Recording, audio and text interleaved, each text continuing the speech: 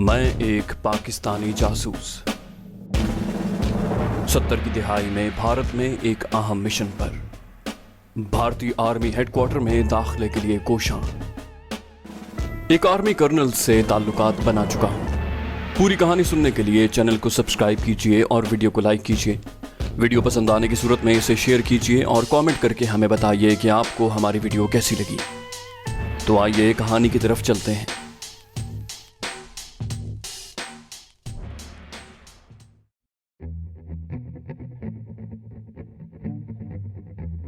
मैं होटल में बैठा अगले दिन यशवंत से लिफाफा लेने की मंसूबाबंदी कर रहा था। एक मसला यह भी था कि यशवंत से हासिल करदा खतूत की कॉपियां किस तरह बनाऊंगा। अगर फोटो फिल्म बनवाने उस फोटोग्राफर के पास गया जिसने अहमदनगर की फाइलों की कॉपियां बनाई थीं, तो उसे शक पड़ सकता था। ऐसा कोई ताकतवर लेंस का कैमरा भी हमारे पास नहीं था जिनसे इन खतूत की तस्वीरें उतार कर पाकिस्तान भेजी जा सकें। मैं इन्हीं सोचों में गुम था कि मुझे चांदनी चौक में एक ठेले वाला याद आया जो बड़ी स्लेटों के साइज के 2 टुकड़े जिनकी फ्रेम के अंदर कोई चिकना मसाला भरा होता था, उनमें एक लिखा हुआ कागज एक फ्रेम में रखकर दूसरी फ्रेम से उसे दबाता था और फिर इन फ्रेमों को अलहदा करके एक सादा कागज पहली फ्रेम में रखता था और दूसरी फ्रेम से उसे फिर दबाता था और इस तरह तहरीर का अक्स नुमाया तौर पर दूसरे कागज पर आ जाता। मैंने काफी दिनों पहले उस ठेले वाले के पास से गुजरते हुए सरसरी तौर पर उसे अक्स उतारते देखा था और उसे महज एक तमाशा समझकर नजरअंदाज कर दिया था। अब मैंने फैसला किया कि सुबह सबसे पहला काम उस ठेले वाले के अक्स उतारने वाली स्लेटों को देखना है।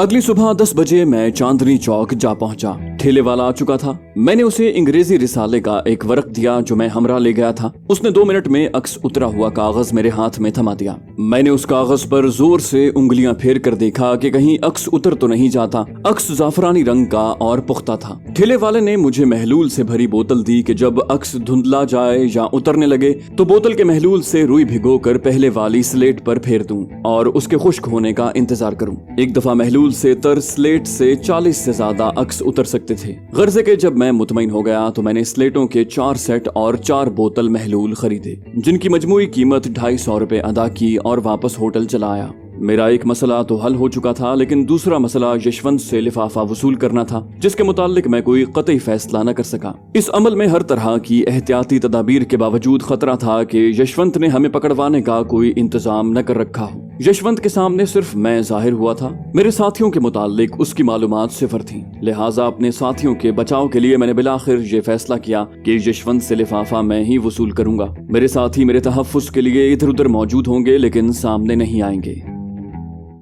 आज का दिन मेरे लिए बहुत अहम था। यशवंत के सामने मैं खुद को एक्सपोज कर चुका था और फाइलों के लिफाफे की वसूली भी मैंने ही करनी थी। मुझे बार बार ये ख्याल आया कि अगर यशवंत ने छोटी बुराई यानी अपनी जाती गलतियां और कोताहियां बताकर बड़ी बुराई यानी अहम फाइलें हमें देने और ताउन करने की बात अपने अफसरान बाला को बता दी तो फिर क्या होगा। न सिर्फ हमारा मिशन नाकाम हो जाएगा बल्कि मैं भी पकड़ा जाऊंगा। इस सूरत हाल में मेरा क्या हशर किया जाएगा इसका मुझे बखूबी अंदाजा था। मुझे ये कहने में कोई आर नहीं कि पकड़े जाने की सूरत में भारतीय तशद्दुद की सोच ही से खौफ की लहर रीढ़ की हड्डी तक उतरती महसूस होती। जान जाने का खौफ यकीन जानिए हरगिज नहीं था, क्योंकि हम तो सरों पर कफन बांध कर ही सरहद पार आए थे। खौफ था तो सिर्फ ये कि तशद्दुद किस इंतहा तक सह सकूंगा। इस बेचैनी पर बहरहाल मैंने काबू पा लिया। पिस्टल को अच्छी तरह से चेक करके लोड कर लिया और साइनाइड की दाढ़ के तारों को ढीला कर लिया ताकि अगर जरूरत पड़ी तो उसे जल्द अज जल्द निगल सकूं। मैं अभी तक ये फैसला नहीं कर पाया था कि यशवंत से पैकेट कहां पर लूं। यशवंत के दफ्तर से घर जाने वाली बस में पैकेट लेना खारिज अज बहस था, इसलिए कि यशवंत ने अगर डबल रोल करना था तो उस बस में पहले ही से भारतीय कमांडो बैठे होंगे जो मुझे बड़ी आसानी से पकड़ सकते थे। अब बाकी रह गया था यशवंत के बस से उतरकर घर जाने के दौरान का फासला। बस स्टॉप उसके घर की गली से करीबन 50-60 मीटर के फासले पर था। उस रास्ते पर भी भारतीय कमांडोज पहले से मौजूद हो सकते थे और उसके घर की गली तो एक फंदा बन सकती थी। अगरचे मेरे चारों साथी बस में, सड़क पर और गली में मेरी हिदायत के मुताबिक मौजूद होने थे, लेकिन हम पांचों अपने साइड आर्म्स के साथ कमांडोज का मुकाबला नहीं कर सकते थे। सोच सोच कर बिलाखिर एक तजवीज कुछ बेहतर नजर आई और मैंने उसके मुताबिक अमल करने का फैसला कर लिया। मेरी रवानगी का वक्त हो चला था। मैंने 2 नफल बारगाह रब्बुल इज्जत में अपनी कामयाबी के पढ़े और अपनी सारी तैयारी के साथ होटल से बाहर आ गया। मैंने होटल के बाहर खड़ी टैक्सियों में से एक टैक्सी ली और उसे कनॉट प्लेस ले गया। वहां उस टैक्सी को छोड़ा, एक दूसरी टैक्सी ली और यशवंत के घर की गली के सामने से रफ्तार आहिस्ता करवा के आगे बढ़ गया। मेरे दो साथी वहां मौजूद खांचे और ठेले वालों के साथ मसरूफ थे। आगे जाकर मैंने ये टैक्सी भी छोड़ दी और एक और टैक्सी लेकर यशवंत की गली वाली सड़क पर आ गया और उसे ऐसी जगह पार करवाया जहां से बस स्टॉप और मेरी टैक्सी के बीच में यशवंत की गली पड़ती थी। टैक्सी का रूट मैंने बस रूट के उल्टी जानिब रखा। मुझे ज्यादा देर इंतजार न करना पड़ा। दफ्तर के रूट वाली बस आ गई। 3-4 मुसाफिरों के साथ यशवंत भी उतरा और मेरे दो साथी भी। दूसरे उतरने वाले मुसाफिर बेजरर दिखाई दे रहे थे। बस आगे बढ़ गई। पहले से मौजूद मेरे दो साथी मुझे अपने मखसूस इशारों से सब अच्छा की रिपोर्ट दे चुके थे। बस से उतरने वाले साथियों ने भी इशारों में सब अच्छा की रिपोर्ट दी तो मैंने टैक्सी स्टार्ट करने और आहिस्ता आहिस्ता आगे बढ़ने का कहा। यशवंत बोझल कदमों से अपनी गली की तरफ आ रहा था। उसके हाथ में कपड़े का बना हुआ एक बड़ा थैला था जिसे वो दोपहर के खाने का टिफिन कैरियर रखने के लिए इस्तेमाल करता था। यशवंत अभी गली से कुछ फासले पर ही था कि मैंने टैक्सी उसके बिल्कुल करीब रुकवा दी। यशवंत ने मुझे देखा और इशारा किया कि मैं बाहर आ जाऊं। मैं उसके पीछे पीछे चलने लगा। गली में दाखिल होते ही उसने थैले में से एक बड़ा पैकेट मुझे निकाल कर दिया और कहा कि सुबह 7 बजे तक इसे वापस पहुंचा दूं। ये सारा अमल 8-10 सेकंड में हुआ। पैकेट लेकर मैं तेजी से वापस पलटा। मेरे चारों साथी इस दौरान गली के करीब पहुंच चुके थे। उन्हें भी यही खदशा था कि कहीं मैं ट्रैप न हो जाऊं। टैक्सी तक पहुंचते पहुंचते मैंने पैकेट एक साथी को थमाया और कहा कि घर पहुंचो, मैं आ रहा हूं। कनॉट प्लेस पर मैंने फिर टैक्सी बदली और अपने होटल आ गया। होटल तक पहुंचते पहुंचते मैं बार बार पीछे देखता रहा कि कोई मेरा पीछा तो नहीं कर रहा, लेकिन सब ठीक था। होटल पहुंचकर मैंने सुकून का एक गहरा सांस लिया। अब तक सब काम हमारे मंसूबे के ऐन मुताबिक हो रहे थे। अब देखना ये था कि यशवंत हमारे लिए क्या सौगात लाया है। मैं 1-1.5 घंटे आराम करके फ्रेश हो गया और स्लेटों के 4 सेट और एक केमिकल की बोतल लेकर साथियों के घर की तरफ रवाना हो गया। मेरे साथी मेरे मुंतजिर थे। उन्होंने पैकेट नहीं खोला था। मैंने पैकेट खोला। उसमें एक बड़ी फाइल में आने वाली डाक और दूसरी फाइल में जाने वाली डाक के कुल मिला के 200 से ऊपर खतूत थे। मैंने खतूत पढ़ने से पहले अच्छी तरह से जांच की कि आने वाली डाक के खतूत पर दफ्तरी तरीके के डबल फोल्डिंग के निशान हैं या नहीं। सब पर ये निशान मौजूद थे जिससे उनके सही होने का पता चलता था, जबकि जाने वाली डाक फोल्ड नहीं थी। हर खत पर टॉप प्रायोरिटी और कॉन्फिडेंशियल की मोहर लगी हुई थी। जाने वाली डाक कार्बन कॉपियां थीं, जबकि आने वाली डाक असली खतूत पर मुश्तमिल थी और उनके लेटर हेड पर मुख्तलिफ कोर्स और डिविजन्स के निशान और नंबर छपे हुए थे। जबकि जाने वाली डाक पर खत भेजने वाले अफसर का नाम और रैंक दस्तखतों वाली जगह के नीचे दर्ज था और उसके नीचे टाइपिस्ट और ऑफिस सुपरिटेंडेंट के नाम के पहले हुरूफ दर्ज थे। जब मैं हर तरह से डाक के सही होने पर मुतमईन हो गया तो मैंने साथियों को बताया। उन्होंने खुशी में आहिस्ता से अल्लाह अकबर का नारा लगाया और बढ़ बढ़ कर मुझे इस कामयाबी पर मुबारकबाद देने लगे। मैंने उन्हें उसी गर्मजोशी से मुबारकबाद दी और कहा कि हमारी इतनी बड़ी कामयाबी टीम वर्क के बगैर मुमकिन न थी और मुबारकबाद के हम सब बराबर के मुस्तहिक हैं। हकीकतन ये हमारी बहुत बड़ी कामयाबी थी। हम आर्मी हेडक्वार्टर्स में दरार डालने और राब्ता कायम करने में कामयाब हो चुके थे और अब हमें मुसलसल अहम नौयत की मालूमात वसूल करने का रास्ता तलाश करना था। मैंने चारों साथियों को स्लेटों से कॉपी बनाने की तरकीब समझाई और दोनों फाइलों के कागजात उनमें बांट दिए और वो पूरी मुस्तैदी से कॉपियां बनाने लग गए। 4 घंटे से ज्यादा की मुसलसल अर्करेजी से तमाम कॉपियां तैयार हो गईं। मैंने यशवंत की दी हुई फाइलों में खतूत उसी तरह तरतीब से लगा दिए। जो कॉपियां हमने बनाई थीं वो अलग महफूज कर दी गईं। कामयाबी की खुशी में हम रात का खाना भी भूल चुके थे। जब सब काम खत्म हो गया तो एक साथी ने चाय बनाई। चाय पीते हुए मुझे एक ख्याल सूझा। मैंने कैमरे वाले और एक दूसरे साथी को तैयार होने का कहा। तैयार तो वो पहले ही थे और मुसल्ला भी। कैमरा और फ्लैश गन बैग में डालकर वो मेरे साथ हो लिए।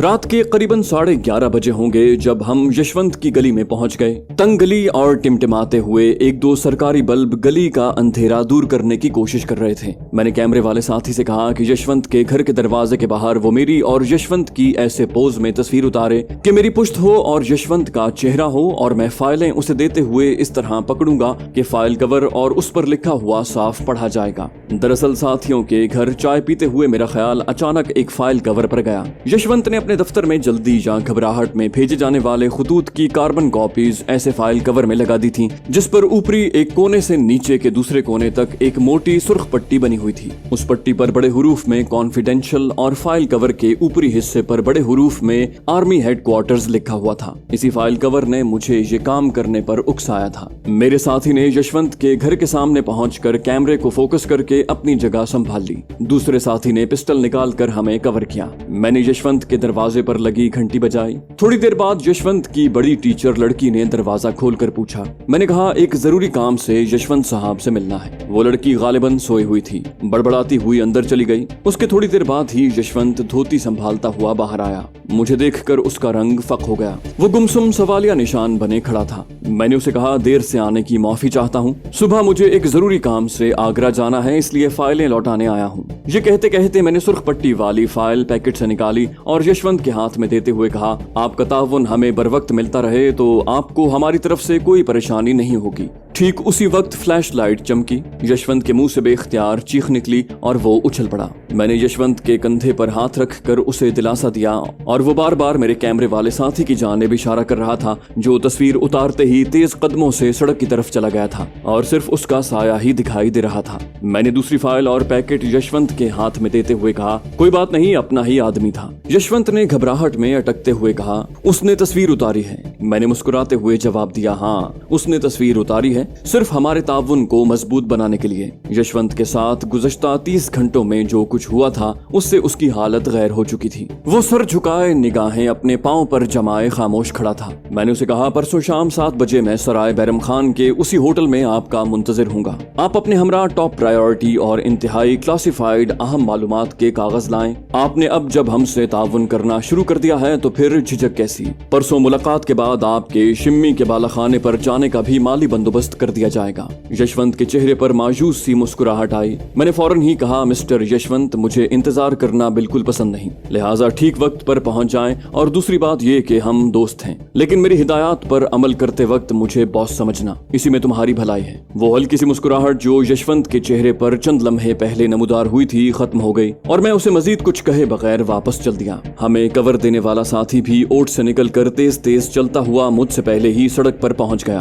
कुछ देर इंतजार के बाद हमें टैक्सी मिल गई। साथियों को उनके घर के करीब उतार कर मैंने लोधी होटल के करीब टैक्सी को फारिग कर दिया और टहलते हुए होटल जा पहुंचा। अपने मिशन में कामयाबी के बाद मेरी सारी बेचैनी और थकन दूर हो चुकी थी। होटल लाउंज में कुछ देर बैठने के बाद मैं अपने कमरे में चला आया और इस मिशन में कामयाबी के बाद इसके तसलसल और राब्ते के मुख्तलिफ जराए के मुतालिक सोचता हुआ सो गया। अगले रोज सुबह ही मैं अपने साथियों के घर चला गया। वायरलेस पर कोड पैगाम लाहौर भेजा कि इस बार भी 2 कोरियर्स को भेजा जाए। आर्मी हेडक्वार्टर्स में राब्ता पैदा कर लिया गया है और अहम कागजात की कॉपियां भेजनी है। अगर मुमकिन हो तो ऐसा हसास कैमरा भेजा जाए जिससे कागजात की तस्वीरें उतारी जा सकें और कैमरे के लिए फालतू फिल्में भी खासी तादाद में भेजी जाएं। ये पैगाम भेजने के बाद मैंने स्वीपर्स के पीछे लगाए हुए दोनों साथियों से कहा कि यशवंत हमारे काबू में है तो हमें स्वीपर्स को भी जल्द से जल्द अपने साथ काम करने पर राजी करना होगा। यशवंत हमें सिर्फ कॉपिंग ऑफिस में मौजूद कागजात ही मुहैया कर सकता है, जबकि हेडक्वार्टर्स में जनरल और दूसरे सीनियर अफसरान के कमरों तक उसकी रसाई नहीं। वहाँ सिर्फ स्वीपर्स ही दफ्तरी औकात के बाद सफाई के लिए जाते हैं और उनके जरिए ही उनके लिखे हुए नोट, जिन्हें वो 2-3 टुकड़े करके रद्दी की टोकरी में फेंक देते हैं, हमें ला कर दे सकते हैं। मुझे अचानक ख्याल आया कि हेडक्वार्टर्स में बीसीओ सफाई करने वाले होते हैं। जनरल और दूसरे सीनियर अफसरान के कमरे कौन साफ करता है, इनके मुतालिक मालूमात यशवंत ही हमें दे सकता है। लिहाजा पहले यशवंत से उन स्वीपर्स के नाम मालूम किए जाएं और फिर उन्हें कल्टीवेट किया जाए। दरअसल हालात के बदलने के साथ साथ हमें आइंदा प्लान्स में तब्दीली करनी पड़ती थी। यशवंत का ताउन हासिल होने से पहले हम हेडक्वार्टर्स तक रसाई के लिए चारों तरफ हाथ पांव मार रहे थे, लेकिन अब सूरत बदल चुकी थी। अब हमें सही अफराद तक यशवंत पहुंचा सकता था या कम से कम उनकी निशानदही कर सकता था। मेरे साथी जान देने को तो हर वक्त तैयार थे, लेकिन उनकी सोच में ना तो गहराई थी और ना ही वो अपने ग्रुप लीडर से इख्तिलाफ करते और मशवरे देते। शायद ये उनकी ट्रेनिंग और डिसिप्लिन की वजह से हो। मैंने कई बार उनसे मशवरा करना चाहा, लेकिन वो सिर्फ मेरी हाँ में ही हाँ मिलाते थे। मैंने वहीं बैठे बैठे फैसला कर लिया कि फिलहाल स्वीपर्स पर काम करने वाले साथियों को रोक दूं। मैंने कुछ देर पहले ही साथियों को स्वीपर्स पर काम को तेज करने का कहा था और जब उन्हें रोक दिया और उसकी वजह बताई तो उन्होंने मेरे फैसले से इत्तेफाक किया। और यहीं पर मैंने एक और फैसला भी कर लिया कि आइंदा उन्हें मशवरे में जरूर शामिल किया करूंगा, लेकिन हतमी फैसला खुद करूंगा। इन्हीं हिदायत के तहत हमें बॉर्डर पार भेजा गया था। फौजी जवानों की ट्रेनिंग में अपने अफसर के हुक्म मानने की निहायत सख्ती से हिदायत की जाती है। यही वजह है कि दौरान जंग अपने अफसर का हुक्म मानते हुए जवान हजारों लाखों गोलियों और गोलों के दरमियान कूद जाते हैं। ट्रेनिंग और बाद में सारी सर्विस के दौरान इस मकूले पर सख्ती से अमल किया जाता है, थिंक लेटर ओबे फर्स्ट। और मेरे साथी इसी ट्रेनिंग के बायस बेचूं चरा अमल कर रहे थे। यशवंत से राब्ता कायम हो जाने का जैसे जैसे मैं सोचता था वैसे वैसे मेरे खदशात बढ़ते जाते थे। जब तक हम तही दामन थे हमें कोई फिक्र न थी, लेकिन यशवंत से कामयाब राब्ता हमारा बहुत कीमती असासा था और उसे बरकरार रखने के लिए हमें फूंक फूंक कर कदम उठाने की जरूरत थी। मेरे खदशात इस नौयत के थे। नंबर 1, यशवंत से हर बार कागज लेने और फिर लौटाने के दौरान पकड़े जाने का खतरा, जिसकी वजूहात में यशवंत की पहले ही से भारतीय जासूसों की निगरानी, जिसकी वजह एक हसास महकमे के महदूद आमदनी वाले शख्स की आउट ऑफ बाउंड इलाके में बालाखानों पर अक्सर जाना, फिर शराब के नशे में अपना राज उगल देना। तीसरा के यशवंत की जवान औलाद को बाप की इस डील का पता चल जाना और वतन परस्ती के जज्बे के तहत उनका इस डील को तश्तज़बाम करना। चौथा, यशवंत को मुझसे जो रकम मिलनी थी उसे बेहतियाती से खर्च करना और पकड़े जाना। कर्जे के कई खदशात थे जिनसे निपटने के लिए मुझे फैसला करना था। मेरा फैसला तो ये था कि जाती तौर पर यशवंत से कागजात लेने और देने की बजाय ड्रॉप का तरीका इख्तियार किया जाए, यानी किसी पब्लिक प्लेस पर ऐसी महफूज जगह को तलाश करना जहां यशवंत मुकर्रा वक्त पर कागजात का पैकेट रख दिया करे और इसी तरह मुकर्रा वक्त पर हम पैकेट रख दिया करें और यशवंत उठा लिया करे। मैंने अपने साथियों को ये तजवीज बताई तो हस्बे मामूल उन्होंने इसे बिल्कुल सही और बहुत अच्छा कहा।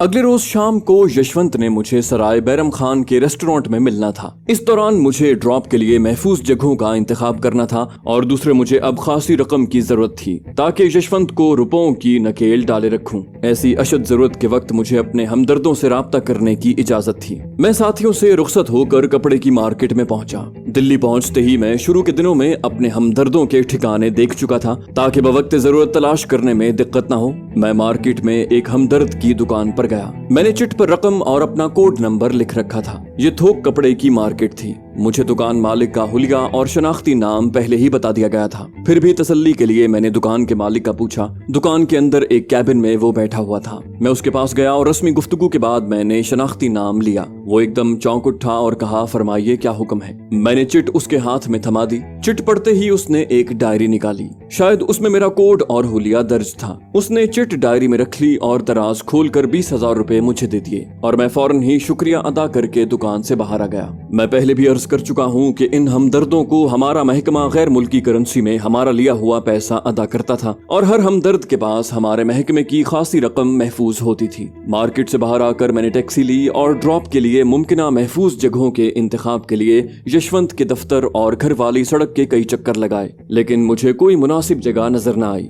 उधर यशवंत का दफ्तर से घर वापसी के दौरान रास्ते में बस से अक्सर उतरना भी उसके हमसफर दफ्तर के साथियों को शक में मुब्तला कर सकता था। लिहाजा मैंने ड्रॉप की जगह का तयन यशवंत से आइंदा शाम मुलाकात पर बाहमी रजामंदी पर छोड़ दिया और अपने होटल वापस आ गया।